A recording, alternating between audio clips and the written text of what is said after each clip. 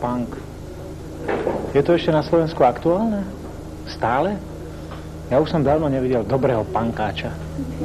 Totižto stále mi hovorili o punkáčoch, o punku, ale žiaľ Bohu, na Slovensku som sa nestretol. Nepoznáte niekoho? Rád by som sa s ním zoznámil a možno by som potom povedal ešte niečo viac. Rozhlas, viac v rozhlase, v televízii, lebo u nás to není ak si vidieť. Na západe máme viac punku, to nemám žiadny punk, však nemôžeme sa poriadne vyžiť. Chodíme na koncerty, ale v túto punk, že by sme počuli v Rady Zónu alebo Exploited Kennedys, tak sa nesmej. Mám pocit, že veľa vecí na Slovensku ostáva na povrchu, tak aj punk ostáva na povrchu. A pre mňa je to vec frizúry, vec nejakého oblečenia a neviem čoho. Mám pocit, že sa za tým všeličo iné skrýva. No, ja by som, ak môžem do toho dodať ešte niečo. Ja by som s tým tak nesúhlasil, lebo podľa mňa každý nejaký svetový názor, môžem tak hovoriť, vyžaduje určitú uniformu. Je strašne dôležité, či tá uniforma podporuje svetový názor, alebo ho oslabuje. Môžem? Nech sa páči. A akurát je problém, keď to ostane iba pri uniforme. Tak toto, čo mám na hlave, to je jeden z variantov punkového účesu, volá sa nastrapatého. Existuje ešte jeden druhý variant, ten sa robí tak, že mydlom, alebo barbusom, alebo lekvárom namazané vlasy sa vstýčia do takého kohúta, ktorý sa volá číro alebo irokés.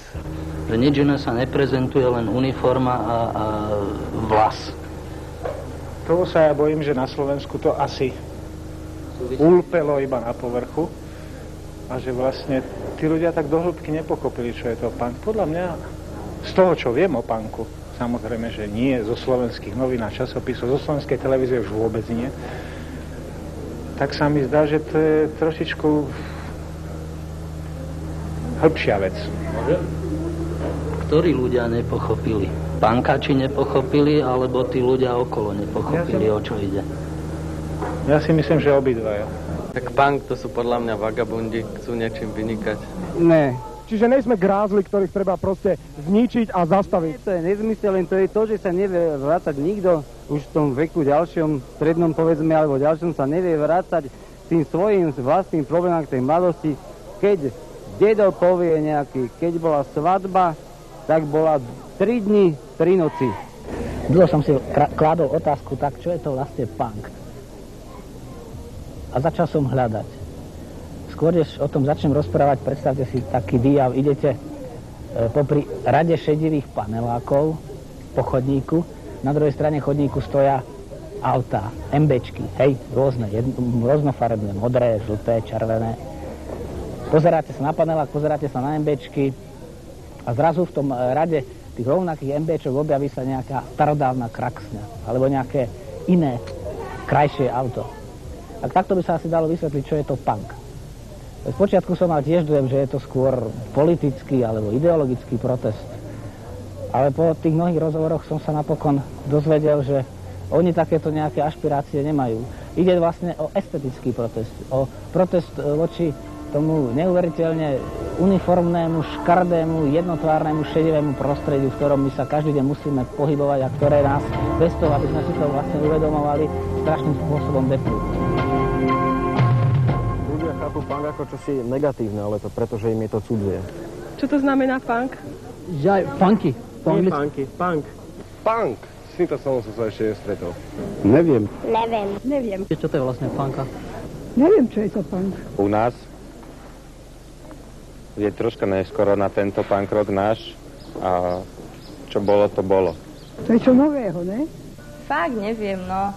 V žiadnom prípade som nechcel hovoriť o punku nejak všeobecne alebo robiť tomu nejaké pravidlá, pretože punk je pre každého to, čo si z toho chce zobrať sám alebo čo z toho chce mať, ale chcel by som ja povedať, že to nie je v žiadnom prípade násilie, agresivita a bitka. Na punku sa mi ľúbi najviac to, že má takú úprimnú výpoveď, svoj názor nedáva do žiadneho obalu. Aký je zmysel tohto protestu? Aký je jeho objekt?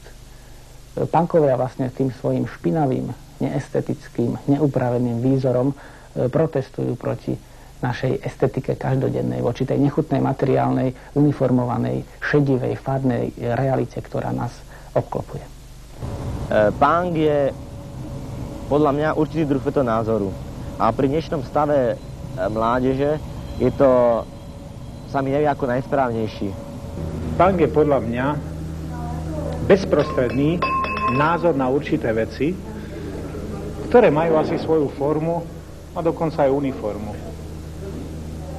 Takže punk je podľa mňa životný pocit určitej vekovej skupiny a ja im to nezazlievam. No a vy vlastne viete, čo je to ten punk, keď sa teda toľko pýtate iných ľudí na to?